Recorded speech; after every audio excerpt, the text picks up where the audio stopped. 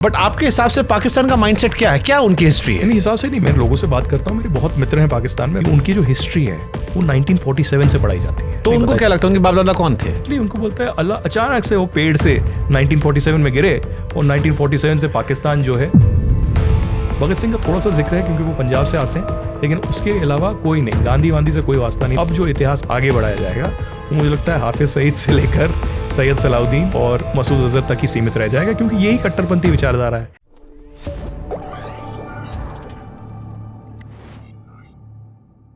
पाकिस्तान के स्कूलों में क्या पढ़ाते हैं?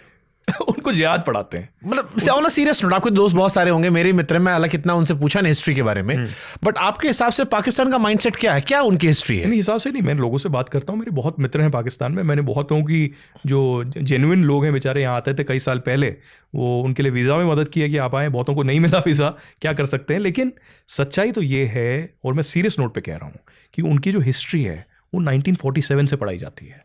उनको बोला जाता है कि हमको आज़ादी मिली, इस्लामी मुल्क जो है, जिन्ना का बहुत बड़ा योगदान था, ये था वो था, लेकिन उनको ये नहीं बोलता कि 1947 से पहले भारत क्या था, भारतवर्ष क्या था, वेद क्या थे, पुराण क्या थे, उससे पहले जो सिविलाइजेशन थी, इंडस वैली सिविलाइजेशन थी, या बहुत कुछ था जो हमारे महाभारत रामायण या बाकी चीज़ है, उनको कुछ तो नहीं। उनको क्या लगता है उनके बाप दादा कौन थे? कुछ नहीं, उनको बोलता है अल्लाह अचानक से वो पेड़ से 1947 में गिरे और 1947 से पाकिस्तान जो है एकदम। तो उनकी हिस्ट्री में भगत सिंह, सरदार पटेल, नेहरू, गांधी। भगत सिंह का थोड़ा सा जिक्र है क्योंकि वो पंजाब से आते हैं, लेकिन उसके अलावा कोई नहीं, गांधी वांधी से कोई वास्ता नहीं। नेहरू, अरे सरदार पटेल खत्म, कुछ नहीं, गुजरात है, दूर रखो उनको। तो उनका जो अब जो इतिहास आगे बढ़ाया जाएगा वो मुझे लगता है हाफिज सईद से लेकर सैयद सलाउद्दीन और मसूद अजहर तक ही सीमित रह जाएगा, क्योंकि यही कट्टरपंथी विचारधारा है।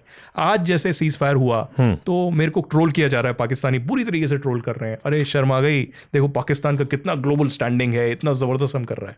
अरे कौन सा ग्लोबल स्टैंडिंग? आपके लोग मर रहे हैं, खाने को ब्रेड नहीं है, तेल के जो कीमतें हैं डबल ट्रिपल हो गई हैं, लेकिन आप अपनी अर्थव्यवस्था संभाल नहीं पा रहे। स्कूल बंद कर रखा है, दफ्तर बंद कर रखा है, उनके PSL मैचेस में मार्केट खाली है, मतलब पूरा मुल्क कंगाली भी चला गया। देखिए पाकिस्तान की यही तो है, अर्थव्यवस्था तो खत्म है, सिक्योरिटी नाइटमेयर है पूरी तरीके से, लेकिन आसिम मुनीर या पाकिस्तान आर्मी या जो भी वहाँ पर फौजी आता है, उनके लिए एकमात्र वेपन ये रहता है कि उनकी जो फॉरेन पॉलिसी है वो भारत के खिलाफ एक आतंकवाद करने में जुटी है। और तभी एक पाकिस्तान आर्मी एक फैक्ट्री इंडस्ट्री की तरह काम करता है। और ये इसके पास तो दस्तावेज हैं, पहले बाजवा थे, अभी आसिम मुनीर हैं, उससे पहले राहिल शरीफ थे, कोई दूसरा था। हमेशा जब भी रिटायर होते हैं, अच्छा बाजवा साहब भी अननोन गनमैन वाला हुआ था जो बाथरूम में गिरने की खबर आई थी, वो मुझे लगता है वो एग्जैजरेशन है, ऐसा कुछ नहीं है। अब चक्कर ये हो गया ना कि अननोन गनमैन इतना सक्सेसफुल है कि वहाँ पर कोई भी खाना खाते हुए गिर जाता है, फिसल जाता है, तो कहते हैं अननोन गनमैन ने किया। तो इतना नहीं है, डर बना रहे, डर का माहौल बना रहे। दाऊद इब्राहिम जिंदा है या मर गया? देखिए दाऊद इब्राहिम जिंदा है मुझे लगता है, लेकिन मसूद अजहर मुझे नहीं लगता कि पूरी तरीके से जिंदा है। ये बड़ी खबर मैं आपको दे रहा हूँ, 2020 के बाद से गायब है। देखिए मैं बहुत सालों से मसूद अजहर को बहुत केयरफुली ऑब्जर्व कर रहा हूँ, क्योंकि मसूद अजहर अपने आप को जर्नलिस्ट कहता है, पत्रकार, और वो हर हफ्ते एक कॉलम लिखता था। अल कलाम वीकली करके उनका एक मैगजीन आता था, और उनका एक स्पोक्स पर्सन है सैफुल्ला, तो वो 6-7 मिनट का ऑडियो बनाता था जो मसूद अजहर आर्टिकल लिखता था।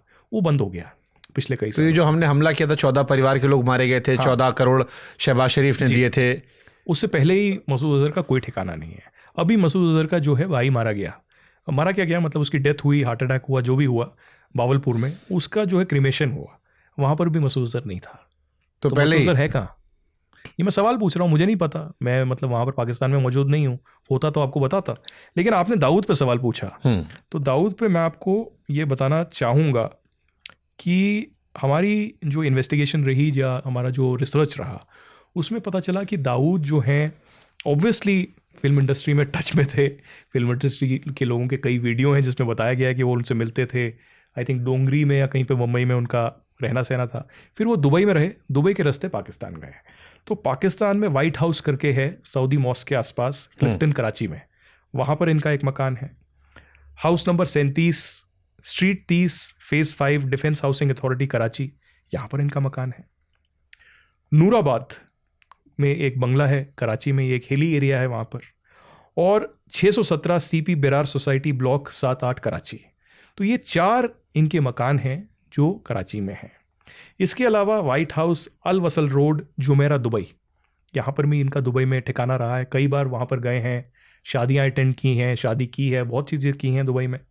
तो मेरा ये मानना है, या जितना मैंने सुना है, मैं आपको बताऊं कि 2023 में कोई घटना घटती है और उसके बाद उनको एक मेडिकली बहुत ज़्यादा प्रॉब्लम हो जाती है और वो ऑलमोस्ट बेड रिडन हो जाते हैं और तब से वो अंदर ही रहे हैं। और इससे पहले क्या हुआ जो मैं आपको बताऊं, 2017-18 की घटना होगी। मैं एक टीवी चैनल में काम करता था, हमारा पाकिस्तान में रिपोर्टर था जिसको मैंने हायर किया था। तो दाऊद के घर मैंने पाकिस्तान में रिपोर्टर भेजा, कराची में, आई थिंक वो क्लिफ्टन या DHA ही था, और वहाँ पर उसने भी, वो एक यंग रिपोर्टर था और उसने वीडियो बनाया पूरे उसका, और हमने इमीडिएटली उस चैनल पे चला दिया। और क्या ज़बरदस्त चला कि भाई दाऊद के घर सबसे पहले बाहर से हम पहुँचे। ISI ने शाम को उसको उठा दिया और ISI ने उठाया, 24 घंटे तक उसकी जो है खातिरदारी की और बोला कि मुझे पता है तो अकेला रहता है यहाँ कराची में और तेरी माँ कहाँ रहती है ये भी पता है, तो तुझे ज़िंदा रहना है तो खबरदार। उसके बाद बेचारा वो नौकरी छोड़ दिया और गायब हो गया। तो ये कहानी है दाऊद की। और मुझे लगता है कि बहुत ऐसी अटकलें भी लगी कि उनका कुछ पता नहीं कुछ हुआ था, फिर गैंग्रीन हो गया टांग में, फिर वो बेड रिडन हो गए। और मेरे को एक ये भी वाकया याद है, एक चैनल था, उसके एक रिपोर्टर ने कहीं से नंबर मिला होगा उनको, तो फ़ोन किया क्लिफ्टन में, कोई महिला ने, आई थिंक उनकी वाइफ थी, बेटी थी, कौन था, उसने फ़ोन उठाया और पूछा कि अरे दाऊद भाई हैं? तो उन्होंने बोला हाँ। और उसके बाद कुछ पूछा तो उन्होंने फ़ोन काट दिया। तो ये उनको बस एविडेंस रहा कि दाऊद भाई हैं और दाऊद भाई अभी भी ज़िंदा है। लेकिन वो स्थिति नहीं है मुझे लगता है जो उस वक्त थी। उस वक्त एक अलग ऑरा था। और जिस तरीके से कराची के गैंग्स की हम बात करते हैं, रहमान डकैत से लेकर अरशद पप्पू एट्सेट्रा, वैसे ही बम्बई में गैंग्स थे अलग अलग, जो उनका अलग ही रोल था। फिर बम्बई की पुलिस ने, हम दाऊद को मार क्यों नहीं पाए? मुझे लगता है एजेंडा में नहीं रहा होगा, जो पॉलिटिकल विल भी है और इंटेलिजेंस भी है, उन्होंने कॉल लिया होगा। क्योंकि हमेशा हम, इजराइल तो है नहीं, इजराइल जो है पब्लिकली आती है और कहती है 7 अक्टूबर के बाद कि अगले 1 साल में मोसाद, शिन बेत या जितनी भी एजेंसियां हैं वो प्रण ले रही हैं कि हिजबुल्ला हो, हमास हो, हुती हो या ईरान हो, जितने भी आका हैं जिन्होंने 7 अक्टूबर में भूमिका निभाई, हम उनको मार डालेंगे। पब्लिकली अनाउंस करती है, मीडिया में आता है, जेरूसलम पोस्ट में, अलग अलग जगह, और ये हमेशा से करते हैं वो। और 1 साल में पूरी तरीके से हिजबुल्ला को लेबनान में, हमास को गाजा में, हमास को ही तेहरान में, और ईरान को भी पूरी तरीके से खत्म कर दिया। They've done before also, जो उनका ओलंपिक का हुआ, इवन होलोकॉस्ट के जो लोग थे, जो होलोकॉस्ट में इन्वॉल्व थे, जिन्होंने यहूदियों को मारा, उनको टॉर्चर किया, उनको अर्जेंटीना से किडनैप करके आए और यहाँ पर उनको सजा हुई। और आज पहली बार सजाए मौत को जो है लीगल सैंक्शन दिया गया है। क्योंकि अब इजराइल का जो 7 अक्टूबर का हुआ हॉस्टेज क्राइसिस हुआ, उनको हज़ारों आतंकवादियों को छोड़ना पड़ा। तो अब उनने रियलाइज़ किया कि भाई हम कैसे छोड़ सकते हैं, क्योंकि जिसको हम छोड़ रहे हैं वो फिर से हमास पैदा करेगा। तो अब उन्होंने सबसे पहले एक कंसेंसस से लॉ लाया है मारने का, फांसी देने का। तो जितने भी हमास के लोग हैं, आप धीरे धीरे इनको फांसी देंगे। इजराइल की कौम में, आप तो इतनी बार गए हो आदित्य, इजराइल की कौम में ऐसा क्या है कि इतनी छोटी कौम होने के बावजूद दुनिया की नाक में दम कर रखा उन्होंने? देखिए, जब मजबूरी होती है ना, मजबूरी में आपको चीज़ें करनी पड़ती हैं। अब मैं अपने आप को या अपने समुदाय को इजरायलियों के साथ कंपेयर नहीं कर रहा, यहूदियों के साथ नहीं, क्योंकि ट्रेजेडीज़ कंपेयर नहीं होती। और यहूदियों के साथ जो हुआ बहुत बड़ा लेवल पर हुआ, उसको हम बिल्कुल किसी चीज़ के साथ कंपेयर नहीं कर सकते। लेकिन जो कश्मीरी हिंदू समुदाय है, जब हमको कैंपों में रहना पड़ा जम्मू में, जब हम सब कुछ खो दिया, हमारे घर चले गए, मंदिर चले गए, हमारा जो इतिहास था पूरी तरीके से मिट गया, हमें ये एहसास हो गया कि कश्मीर हम वापस नहीं जा सकते। अब हम आगे क्या करेंगे? हमने पढ़ाई की, हमने एजुकेशन का सहारा लिया, हमने जब सरकार के पास गए, उस वक्त हमारे जो शिवसेना के बाला साहब ठाकरे थे, या एजुकेशन मिनिस्ट्री में एक MK काव थे, उनके पास गए, हमने बोला हमें पैसा नहीं चाहिए, हमें घर नहीं चाहिए, आप हमें सीटें दीजिए, ओवर एंड अबाउ, रिजर्वेशन नहीं, ओवर एंड अबाउ अपने मेरिट पे आप हमें सीटें दीजिए, हमें इंजीनियरिंग करनी है, हमें पढ़ाई करनी है विश्वविद्यालय में, अपने बलबूते पे कुछ बनना है, और हम बने। तो यही चीज़ है इजराइल में। जब मैंने बातचीत की, लोगों से मिला, एक अलग लेवल का जज्बा है इजराइल में। एक चीज़ है, जब जंग होती है, अपनी सोवरेनिटी पे, इंटेग्रिटी पे जब सवाल होता है, तो सब एकजुट हो जाते हैं। यार लपिड जो ऑपोजिशन लीडर हैं, वो नेतन्याहू को पूरी तरीके से जो है क्रिटिसाइज करेंगे, उनकी खाल उतार देंगे पूरी तरीके से। लेकिन जब जंग होती है, तब जो है उनके साथ खड़े रहेंगे। जब मोदी जी गए थे ना, मैं पार्लियामेंट में मौजूद था, उसको केनेसेट कहते हैं इजराइल में, जेरूसलम में है, तो एक बहुत बड़ी पॉलिटिकल कंट्रोवर्सी हुई थी कि यार लपेड जो लीडर ऑफ ऑपोजिशन है, उन्होंने बोला था मोदी पार्लियामेंट आएंगे हम बॉयकॉट करेंगे। तो यहाँ पर भी कांग्रेस ने सवाल उठा लिया, भाई देखो आपकी तो खिल्ली उड़ रही है, बॉयकॉट कर रहा है ऑपोजिशन। लेकिन फिर उन्होंने बोला कि नहीं, मोदी को बॉयकॉट नहीं करेंगे हम नेतन्याहू को और पार्लियामेंट के जो स्पीकर हैं आमिर, उनको बॉयकॉट करेंगे। तो हुआ ये कि जैसे ही इवेंट शुरू हुआ तो वॉकआउट हुआ, कोई वहाँ पर जितने भी ऑपोजिशन थे चले गए। फिर नेतन्याहू ने अपनी स्पीच दी, स्पीकर ने अपनी स्पीच दी, और जैसे मोदी जी को बुलाया गया ऑपोजिशन वापस आया और उन्होंने उसका समर्थन दिया, और ऑपोजिशन के लीडर यार लपिड ने खुद स्पीच दी, मोदी की तारीफ की। तो ये चीज़ जज्बा अलग है। और एक और चीज़, इजराइल जो है ऑलमोस्ट डेजर्ट है, उनके पास पानी नहीं है, लेकिन पानी के लेकर उन्होंने ऐसा इनोवेशन किया है, एग्रीकल्चर को लेकर उनको ऐसा इनोवेशन किया है कि आज इंडिया उनसे कह रहा है कि ये जो ड्रिप इरिगेशन है ये आप हमें बताएं कि ये टेक्नोलॉजी कैसे चलती है। आप पेन ड्राइव यूज़ करते हैं कई सालों से, उसका इजाद कहाँ से हुआ है? इजराइल से हुआ है। तो जब मजबूरी होती है ना, तब मजबूरी में आपको करना पड़ता है। मेरे यहाँ राजेश पवार आए थे कुछ समय पहले। जी जी जी। तो राजेश ने कहा, यार शुभांकर मैं 3 देशों में डिटेन हुआ हूँ, यूक्रेन में, ईरान में, इजराइल में।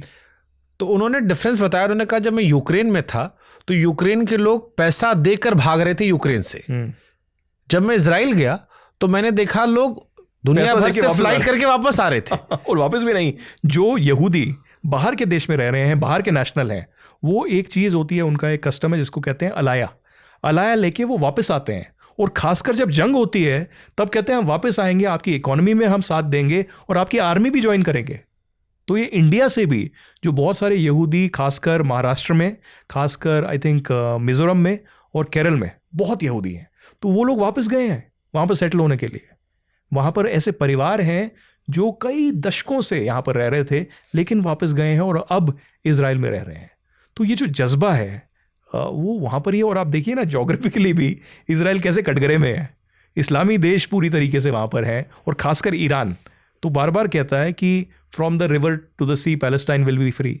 फिर कहते हैं कि भाई यहूदियों को हम पूरी तरीके से मिटा देंगे, पूरा इजराइल जो है ऑक्यूपाइड पैलेस्टाइन है, यहाँ पर इनको लेने का कोई हक नहीं है। लेकिन इंडिया का हिस्टोरिकली जो पर्सपेक्टिव रहा है वो बार बार ये रहा है कि हमारा स्ट्रेटेजिक टाइज इजराइल के साथ है, डिफेंस टाइज है, लेकिन हम 2 स्टेट सोल्यूशन में बिलीव करते हैं।